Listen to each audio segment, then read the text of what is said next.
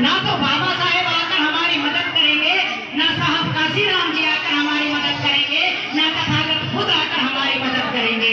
उन्हें जो हमारी मदद करनी थी, जो हमारे अधिकार हमें देने थे, जो हमारे लिए वो लड़ाई लड़कर गए हैं, वो चले गए हैं, हमारे लिए एक प्लेटफॉर्म देकर गए हैं, हमारे लिए रास्ता देकर गए हैं। अगर हम उस रास्ते पर नहीं चलेंगे तो हमारा उद्धार क्या हो जाएगा? रास्ता तो आपने गलत पकड़ा हुआ है, फिर बाबा साहेब का संकल्प कैसे पूरा होगा? फिर तथागत खुद का जो खुद धर्म है, जिसे ज्ञान की चरम सीमा कहा जाता है, जिसे स्वयं प्रकाशित होने को कहा जाता है, फिर वो कैसे प्रकाशमान होगा, ये सोचना आप लोगों का काम है।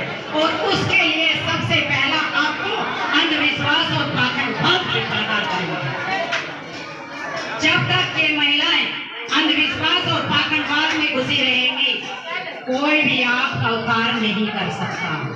बाबा साहेब खुद की शरण में क्यों गए?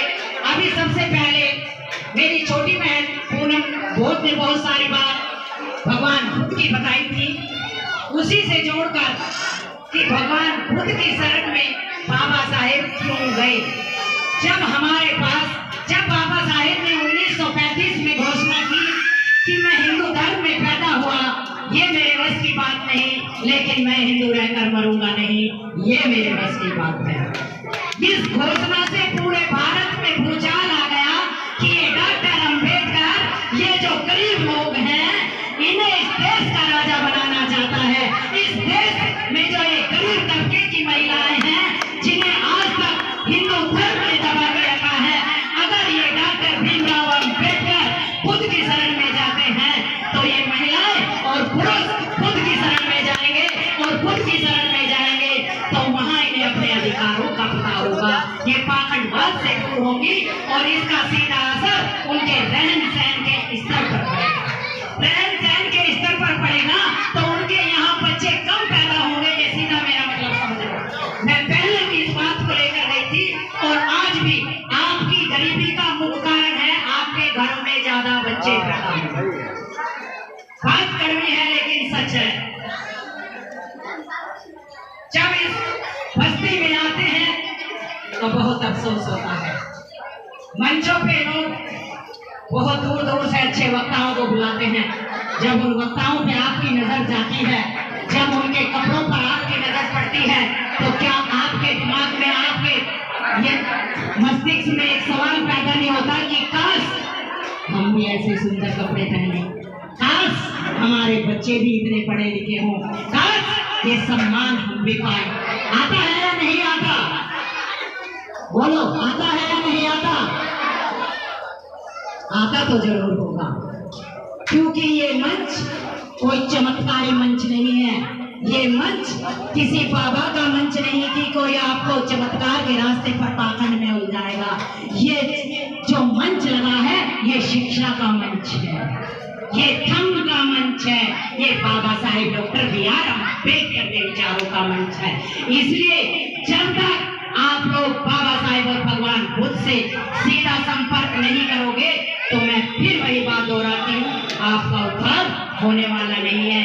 बाबा साहेब कहते हैं कि धर्म की आवश्यकता संपन्न लोगों को नहीं होती।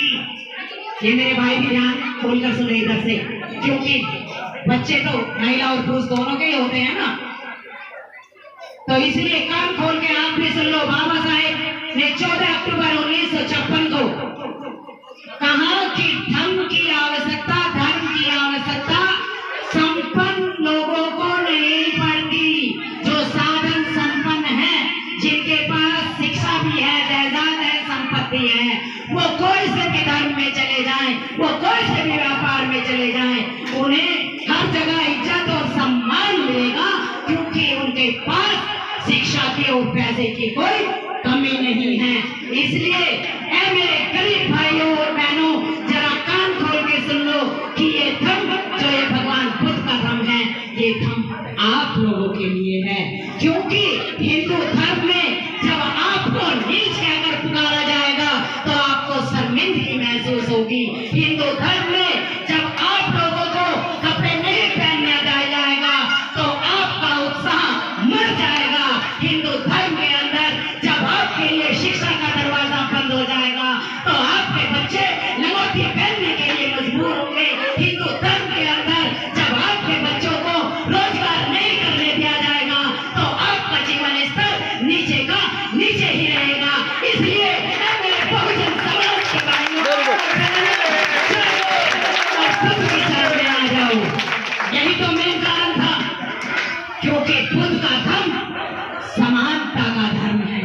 जब आप बुद्ध की शरण में जाओगे तो वहां आपको कोई ये नहीं कहेगा कि ये नीच है। अगर वहां कोई ब्राह्मण वर्ण से बुद्ध की शरण में आता है तो वो भी बौद्ध कहलाएगा, और कोई अछूत वर्ण से जाता है वो भी बौद्ध कहलाएगा। और जैसा काम वो कर सकता है ऐसा ही काम ये नीच शूद्र कहे जाने वाले लोग भी कर सकते हैं। इसलिए बाबा साहेब ने अपना तमाम जीवन इन बहुजनों के उत्थान और उद्धार में लगा दिया। सही किया या गलत किया? बाबा साहेब ने अपना तमाम जीवन लगाया। इसलिए आज आपको दीक्षा दिलाई जाएगी, और उस दीक्षा का लेने का मतलब 22 प्रतिज्ञाएं बाबा साहेब की। वो प्रतिज्ञाएं लेने से बाबा साहेब का भला नहीं हो रहा, वो प्रतिज्ञाएं लेने से आपका भला होगा। अगर आप बाबा साहेब की पहली प्रतिज्ञा, मैं ब्रह्मा विष्णु और महेश को ईश्वर नहीं मानूंगा और ना ही उनकी पूजा करूंगा, मैं राम और कृष्ण को ईश्वर नहीं मानूंगा ना ही उनकी पूजा करूंगा, और ऐसी बहुत सारी प्रतिज्ञा हैं, 22 प्रतिज्ञा हैं, अभी आपको दिला दी जाएंगी। अगर आप लोग तमाम जो ये अंधविश्वास और पाखंडवाद का रास्ता है इसे छोड़कर अपने बच्चों की शिक्षा पर ध्यान देंगे और अपने बच्चों को तीर्थन और पंचशील दे दो, ज्यादा नहीं तो केवल तीर्थन और पंचशील का ज्ञान अपने बच्चों को दे दो। अगर आपके बच्चों के अंदर घर में बच्चे कम होने चाहिए, सुबह से बैठी मैं जब से आई है यही करी खचा खची आंगन बच्चों से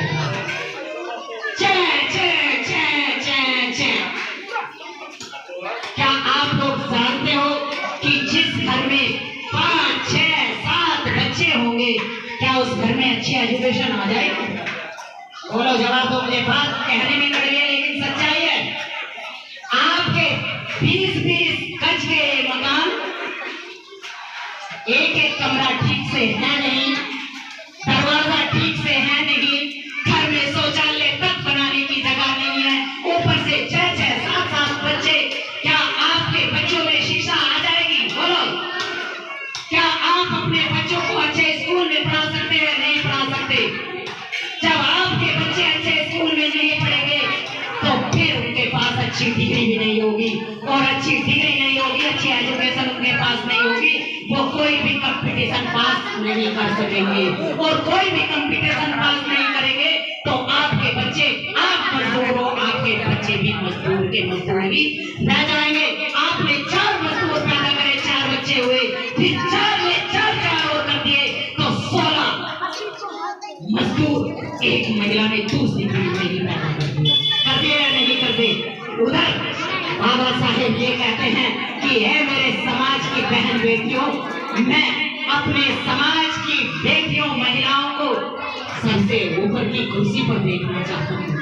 तो ये कुर्सी आई कहाँ? इस कुर्सी के लिए तुम्हें संघर्ष करना है, इस कुर्सी के लिए तुम्हें बहुत लड़ना है। मैं बिल्कुल आम भाषा में, आपकी भाषा में ही आपको समझा के जा रही हूँ।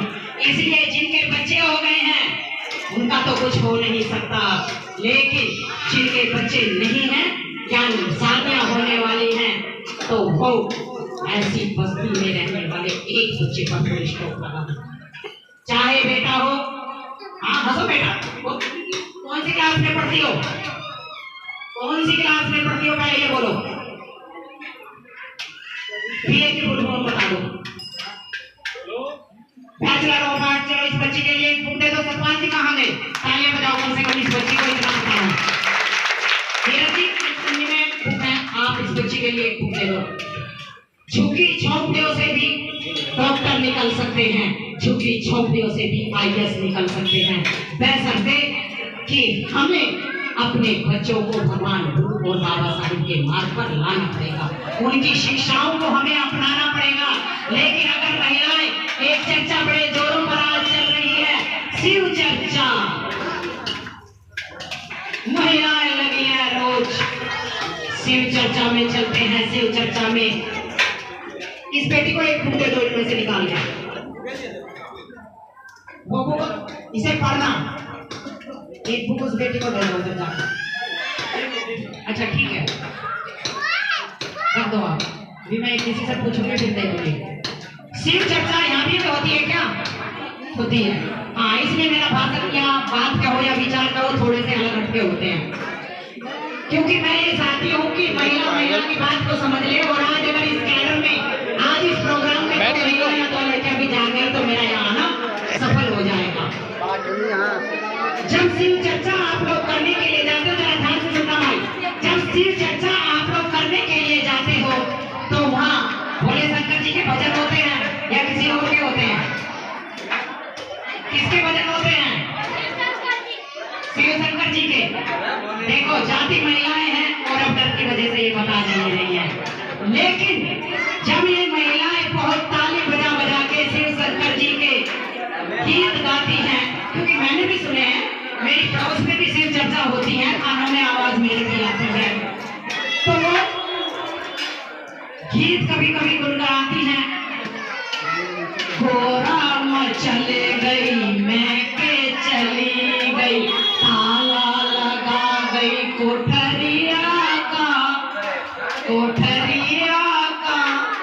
अब नहीं आऊं भूले तेरी नगरिया, रोज रोज भोला मुझसे भांग गुटेवावे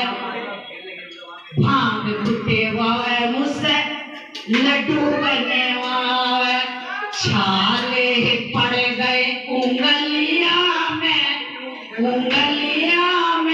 बोला अब नहीं आऊं नगरिया में। जब ये सब आपके बच्चे अपने जीवन में उतारेंगे, जिसे आप ताली बजा बजा कर गा रही हो, जिसे आप गुणगान कर रही हो, समझने की कोशिश करना। भांग, अगर उसी भांग का सेवन आपका पति आपका बेटा करेगा तो जो गा के आ रही हो, फिर हमें उनके विचारों को अपनाना भी तो है ना, अपने जीवन में डालना है। अगर आपकी बेटी उस भांग को पी जाए, अगर आपका बेटा उस भांग का आदी बन जाए, तो क्या उनका जीवन भविष्य में सुधरेगा या खराब है? बोलो मेरा बेटा, तुम बोलो। खराब है, यानी कि सुधरने का तो कोई सवाल ही पैदा नहीं होता। और एक तरफ जब हम बाबा साहेब और भगवान बुद्ध की बात करते हैं, जब हमारे घर में बाबा साहेब की फोटो लगी है, जरा ध्यान से देखो बाबा साहेब के चेहरे को। अगर हम इनकी पूरी नीचे से ऊपर तक की फोटो या मूर्ति देखते हैं या कैलेंडर में देखते हैं, तो बाबा साहेब का चेहरा सूर्य की तरह से चमकता हुआ, जेब के अंदर दो पेन, हाथ में भारतीय संविधान और उंगली ऐसे बाबा साहेब की नजर आती है। और अभी मेरी बहन ने भोजपुरी के अंदर बहुत ही सुंदर गीत, हालांकि मुझे भोजपुरी कम समझ आती है, लेकिन बहुत ही सुंदर गीत इन्होंने गाया था। और उसमें ये कह रही थी कि आज जो पानी है वो बाबा साहेब की देन है, आज जो ये महल दुमैला है ये बाबा साहेब की देन है। अगर हम ऐसे ही गीत अपने घरों में गाएं और हमारे बच्चों पे उनका असर हो, तो हमारे बच्चे जरा सोचना कहाँ जाएंगे। अगर छोटा बच्चा है और बच्चा अपनी माँ से ये पूछ लेता है कि माँ ये किसकी फोटो है, क्योंकि बच्चे अनजान होते हैं। अभी बहुत सुंदर, जो बॉम्बे से मेरे बड़े भाई आए थे, बहुत सुंदर बात कहकर गए थे कि भगवान कोई नहीं, कुदरत जिसे किसी ने पैदा नहीं होता उसे कहते हैं कुदरत, जो खुद की पैदा हुई है उसे प्रकृति को कुदरत कहा गया है। तो उन्होंने वही बात बोली थी और वो बहुत सुंदर तरीके से आपको समझा कर गए थे। तो वही बच्चा, क्योंकि बच्चे कोई कागज की तरह से होते हैं, बताया था ना उन्होंने कि बच्चों को कमरे एक साल में कहीं जगह छोड़ दें तो उन्हें ना जाति का पता होगा ना धर्म का पता होगा। जब वो छोटे से बड़े होते हैं, अगर कोई उन्हें नहीं बताएगा, तो ठीक इसी तरीके से अगर ये छोटी बच्ची अपनी माँ से पूछने लग जाती है कि माँ ये कौन है, बेटी ये बाबा साहेब डॉक्टर बी.आर. अम्बेडकर हैं। माँ हम इन्हें क्यों मानते हैं, हमारे घर में इनकी फोटो किस लिए लगी है? बेटी आज जो ये घर बना है ये बाबा साहेब डॉक्टर बी.आर. अम्बेडकर की देन है। बेटी जब बाबा साहेब पढ़ने के लिए जाते थे तो जूते चप्पल में मेरे बाबा साहेब को बिठाया जाता था। बेटा बाबा साहेब घर से ही पानी लेकर जाते थे इन्हें स्कूल में पानी भी नहीं पिलाने के लिए दिया जाता था। बेटा बाजार में इनके नाई बाल नहीं काटता था, घर पे इनकी बहन ही इनके बाल काटा करती थी। बेटा बाबा साहेब की बदौलत आज हमारा मान सम्मान